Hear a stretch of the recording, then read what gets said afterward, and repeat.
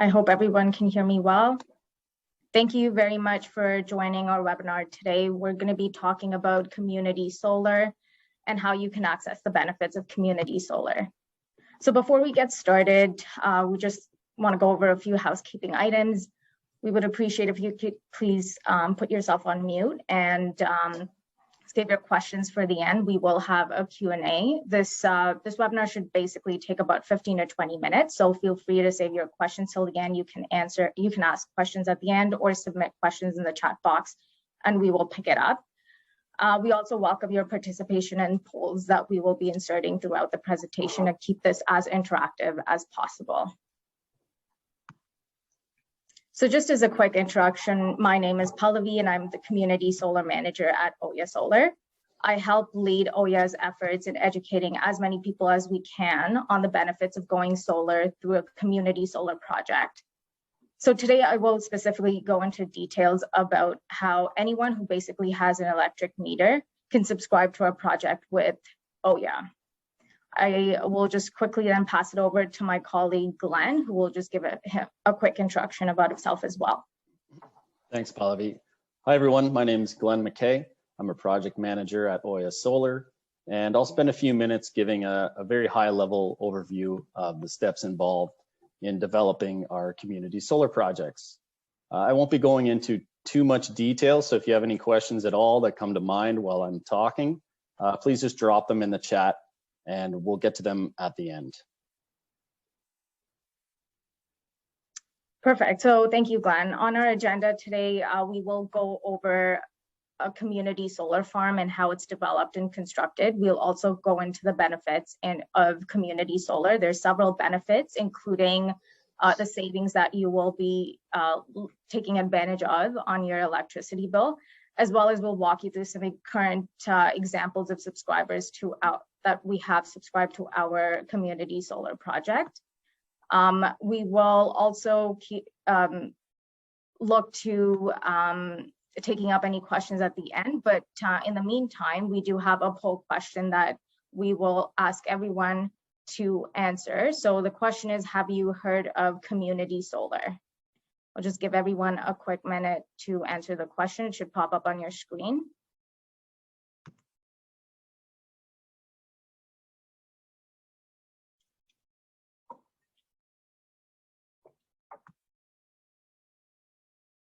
Okay, we're getting some answers in.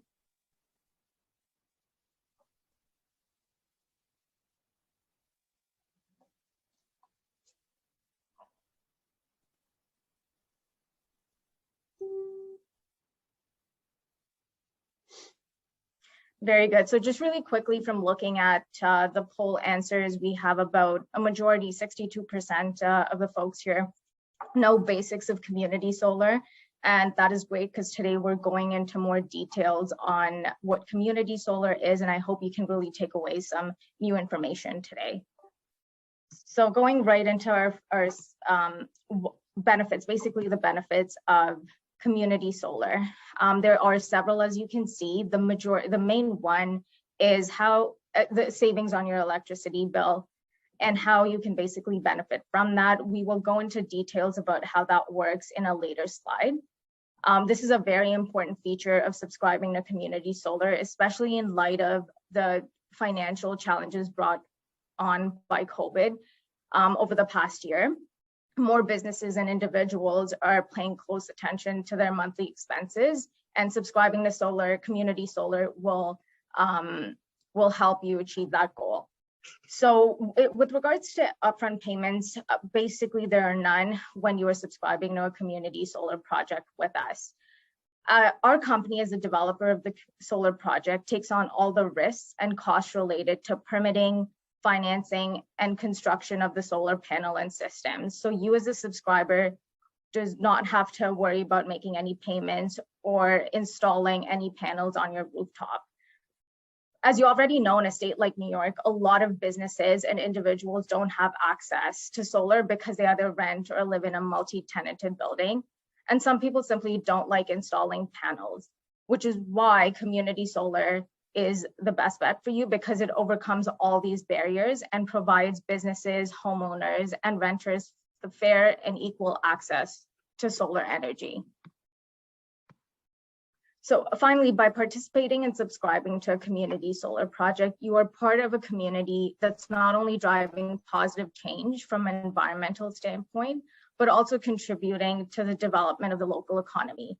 All of our projects that we build at OYA Solar, we engage local contractors and resources. And as a result, we are also supporting the development of the local economy and the new jobs that are created as a result.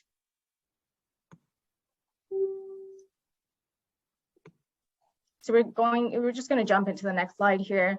This slide basically shows the differences between a community solar project and a traditional rooftop solar project.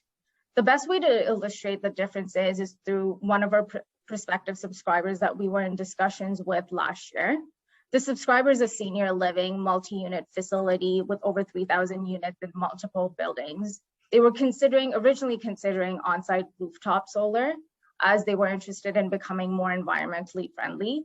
But throughout the process of going over that, of reviewing the several different options for rooftop installation, they found that the cost of constructing and maintenance of the rooftop solar site were far more than the benefits. So we were able to step in and show them by subscribing to one of our community solar projects that they were able to save over $500,000 over a 25-year period without the hassle of installing solar panels on their building. So we're going to jump right into this slide, which is Glenn's going to be talking about the development and construction of a traditional community solar project. Thank you, Pallavi. So the concept behind community solar is actually quite brilliant from an efficiency standpoint. As Pallavi alluded to, instead of having to design and build hundreds or even thousands of small solar panel projects on individual properties, we can instead consolidate those same solar panels into a single solar array. This approach drives the cost of generating the same amount of power way down, which benefits everyone. The cost savings in doing it this way essentially get passed down to the final consumer, in our case, the subscribers of the project. So to give you a quick rundown of the process and why we've chosen it to be our specialty, step one in the process is to find a suitable property that can be home to a community solar array. We have an origination team at OYA Solar who uses a number of key characteristics to locate potential properties. An obvious factor that we'll need is a certain amount of space. A community solar project will need an area ranging between as little as 8 acres up to around 40 acres. So we'll look for properties that are in that neighborhood as a minimum. If the property is larger, that's no problem. We'll end up using and leasing only the space required for the solar equipment. We'll also look at the topography, the amount of trees present on the site, and the amount of wetland or water area. If a property looks like it's suitable, we'll contact the landowner via letter and introduce ourselves and see if they're interested in leasing a portion of the property. Once we've leased the property, we'll dive into more detailed design, meaning we'll tailor the shape and size of the solar array based on those land characteristics I mentioned. We hire environmental scientists to go out to the site and identify any species that may be affected by the construction or placement of the array. If we've settled on a near final design, we'll send our plans to the town to begin the municipal approval process. This will typically involve public hearings, so all members of the local community have an opportunity to provide input on the project. While we're working with the town, we'll also send our plans to federal and state environmental agencies. And this is to make sure that our proposed design does not have any unexpected negative impacts on sensitive habitats, let's say forest or wetland areas. Since we need to connect to an existing electrical infrastructure, we'll also work with a local utility company to understand and plan for the upgrades that will inevitably be necessary to connect to their grid. The overall permitting process takes between 6 months and a year, depending on the number of changes we may need to make along the way. Those could be due to public comments or comments and recommendations from any of the environmental agencies we check in with. Once we've got the green light from the municipality and both state and federal agencies, we'll plan for construction. From start to finish, construction typically takes around 6 months. And when we do construct the site, we make sure to use the most low impact construction methods and components. This is to make sure there's the least amount of disturbance to the land beneath and around the array. So except for a couple hundred square feet of cement that we need to support some of the electrical components, every other part of the array is intended to be easily installed and easily removed. The solar array is surrounded by a typical safety fence where the posts are driven into the ground. This means we don't need to pour any concrete for the fence. That's a very low impact method. And the solar array itself also uses driven or screw style posts to support the panels. Same comment, very little impact to the ground. We do require an access road, but we'll always use gravel rather than pavement. And any spots on the property that we do end up disturbing will reseed with pollinator-friendly species of grasses. Our intention with our design is always to make it as low impact as possible and to blend into the surrounding landscape. If we know the solar array will be visible from nearby roads or residential properties, we'll plant as much vegetation as necessary on the outside of the safety fence to hide the array from view. So now that I've described the overall development process, we're interested in understanding what factors of community solar might be most important to you. There should be a poll question popping up. There it is. So if you could take a moment and let us know your answers. That basically helps us continue to understand what matters most to the community.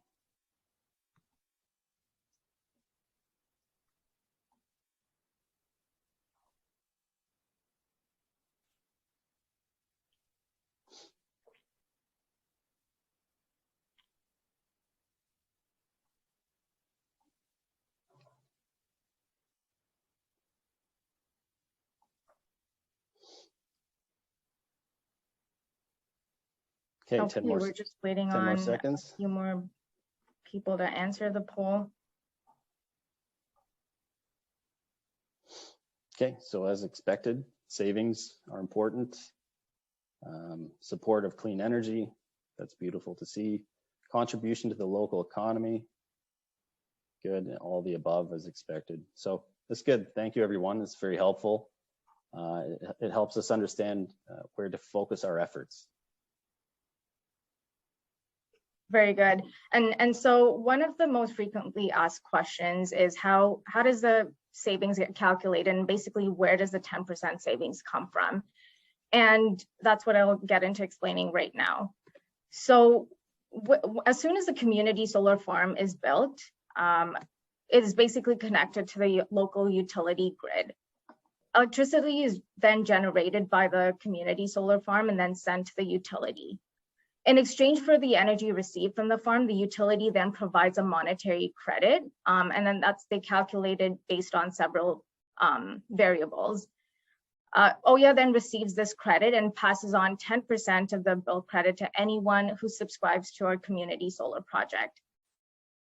And as I mentioned earlier, subscribers can be anyone. It can be businesses, community organizations, or individual consumers. So once the 10% is routed to the subscriber, the remaining credit goes to the developer, such as us, basically to cover operating and construction costs.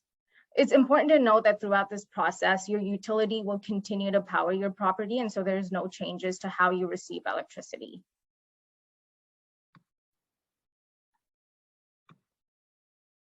Alrighty, so this slide is important. So when you are making a decision to subscribe to a community solar project, there are several questions that you have to go through and ask us.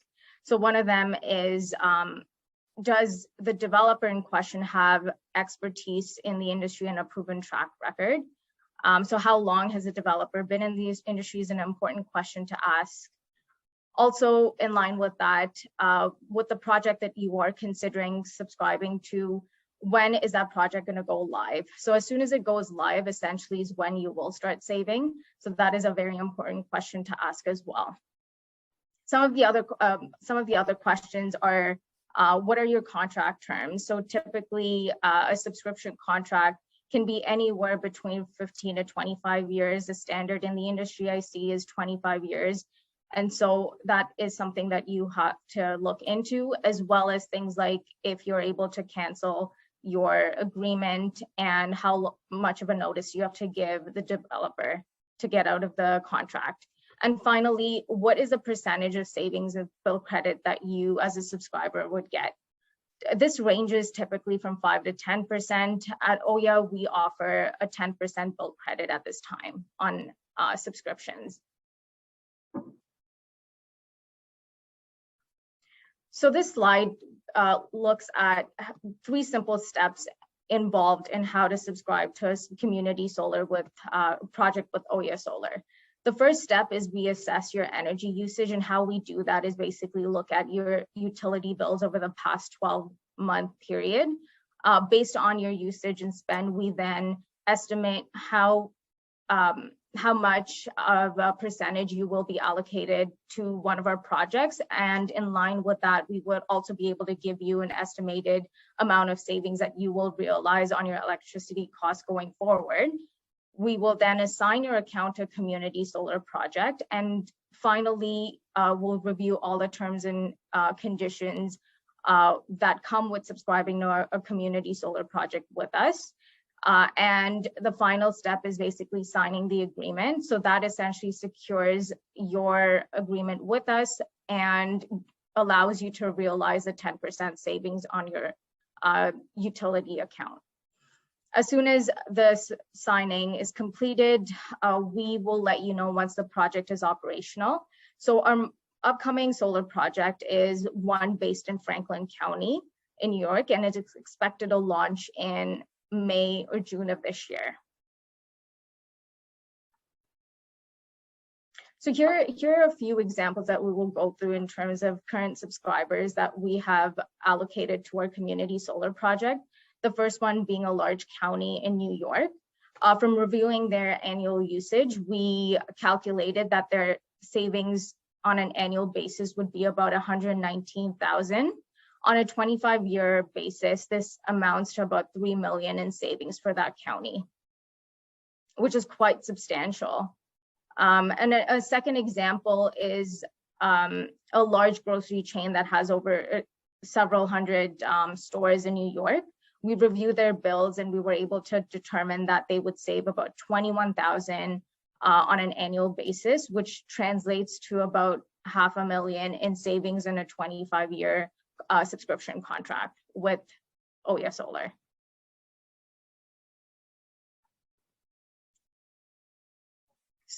So just in line with the large grocery chain that I was alluding to in a previous slide, one of the main reasons that they picked OYA is because, well, number one, they really wanted to save on their electricity bills, of course, and subscribe to a cleaner source of energy. They also picked OYA because we have been in the industry since 2009, and we have a large portfolio of projects in multiple utility areas, such as NYSEG and National Grid. We also have over 60 years of industry experience at the leadership level. So some of our projects are expected to start in 2021. We have about 17 community solar projects. We are very active in New York, of course, but we do have projects in other states as well. The project that is coming live in May around May, June of this year, like I mentioned, is based in Franklin County. It is in the NYSEG utility. So anyone who is in that utility area is eligible to subscribe to this community solar project. Just to give you some perspective on how large this project is, a solar project of this size, which is 5 megawatts, can power about 1,000 average households in New York. And over a 25-year period, this project would be offsetting about 30,000 tons of carbon dioxide, which is huge. And just finally, to end things off here, I've talked about our experience in the industry. We've been around since 2009. We are very active in New York, of course, but we also have projects in Massachusetts, in Pennsylvania as well. And so we are expecting our first community solar project going live in May or June, and we're opening up that for subscriptions. So if you are interested, I'm going to leave our mailbox in the next slide. It is subscribe@oyasolar.com. Feel free to email us if you're interested in subscribing to a solar project. It is time is of the essence, so it's going to be on a first come first serve basis as well. With that, I will end the webinar. I thank you for your time, and we're here to answer any questions that you may have at this time.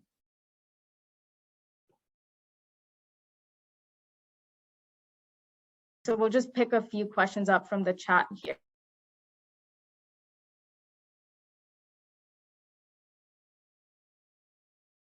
So the first question here I see is about the bill credit. So will the bill credit change over the term of the contract, or is it set?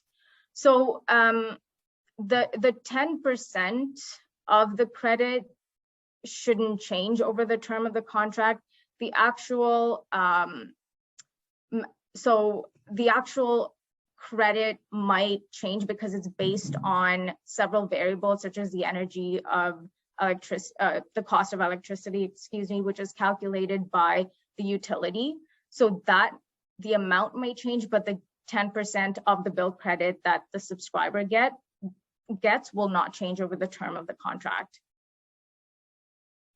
I hope that answers that question.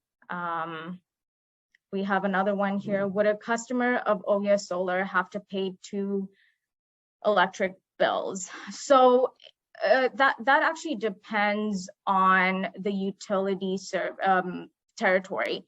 So I know National Grid already has a consolidated billing process where the credit will be applied to your utility bill, and then OYA gets the remaining credit directly. So it gets routed to OYA directly. So it'll be a consolidated billing mechanism. Some other utilities like NYSEG is in the process of rolling out consolidated billing. So it's very possible that in the meantime, you will see a separate bill from OYA so that the remaining credit basically gets routed to OYA and you still keep the 10% of the bill credit. So I hope that clarifies that. So we have some other questions here. If anyone wants to go on off of mute and ask any questions now, feel free to do that. Otherwise, we'll still just pick up questions from the chat bar. Okay, so we have another one here. Who handles my subscription over time? So we have a team that will administer the subscription process. So I've linked our email subscribe@OYA Solar right here. As soon as we get the process started with subscribing you to a project, we will keep you basically posted on an ongoing basis of things. You will receive things like monthly reporting from us, and we will also give you a dedicated mailbox as well as phone number that you can call for any questions that you may have.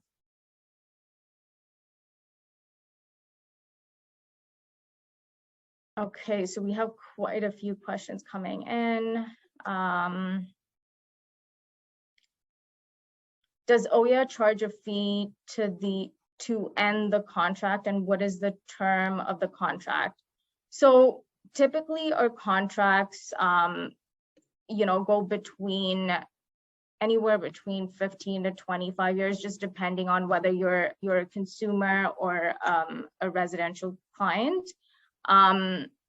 There's always the ability to cancel for sure. So that is very much possible.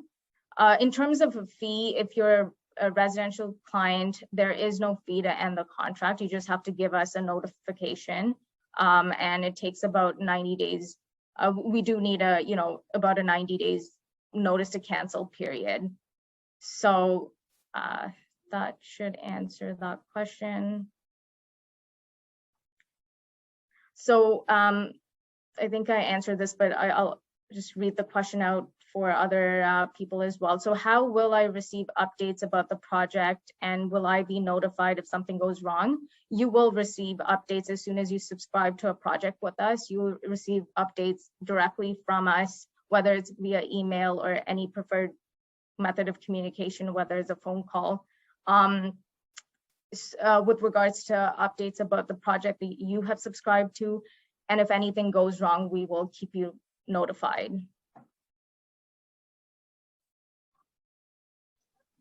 So the second, there's another question here about what is the lease payment on an 80 to 40 acre land parcel? I can answer that, Pallavi. Sure. Great question. There's a number of factors that go into negotiating the lease rate. Depends on the property, depends on construction costs, it depends on the size, it depends on the proximity to existing utility infrastructure. So there's no blanket statement I can unfortunately provide you, Lenita, but typically, as a rule of thumb, it's well above what agricultural production is providing. If you have any more questions about that, feel free to email us and we can dig into the details more so. Okay, we'll just keep going here. We have tons of questions. This is great to see all the participation. So thank you, everyone. So the question we have here is, do I have to be a NYSEG customer to subscribe to the Franklin County project? Absolutely. I think that is a first step to determine what utility you're based in. So the Franklin County project will be connected to the NYSEG utility. And so you have to be a NYSEG customer to subscribe to that project. That being said, if you are connected to another utility such as National Grid, we do have other projects that would be applicable to you.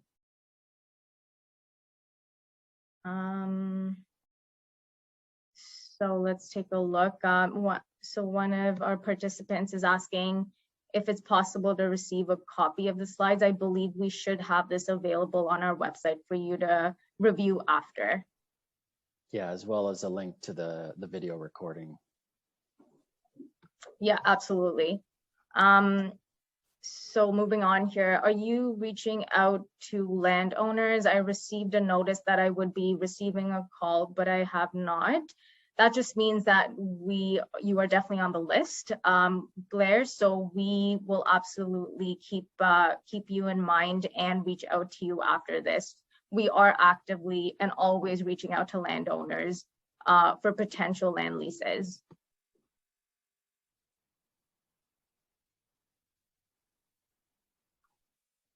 Okay, let's see here. We have a question here. Maybe Glenn, you can help me with this. What will you do to ensure that the panels won't become shaded by another structure in the future?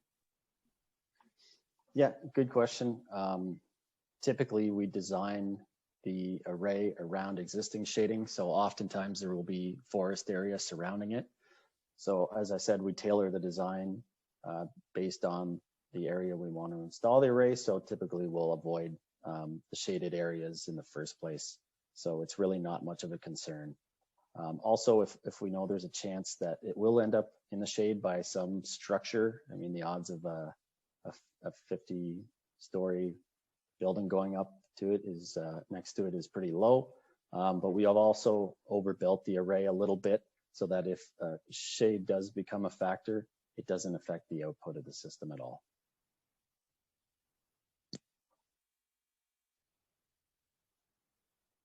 Okay, and then some last couple questions here. Once I subscribe to a certain amount, can I change it later if I add an EV charging station, for example?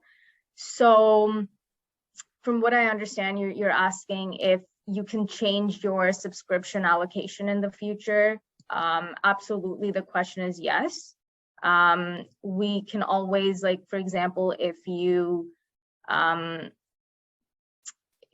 you're still within an example within the NYSEG utility area, and maybe you move, for example, and you have a higher usage next year, we can always increase that allocation amount to our project. That's simply, the process is very simple. You should just notify us that that's being done, and then we can make changes on our end.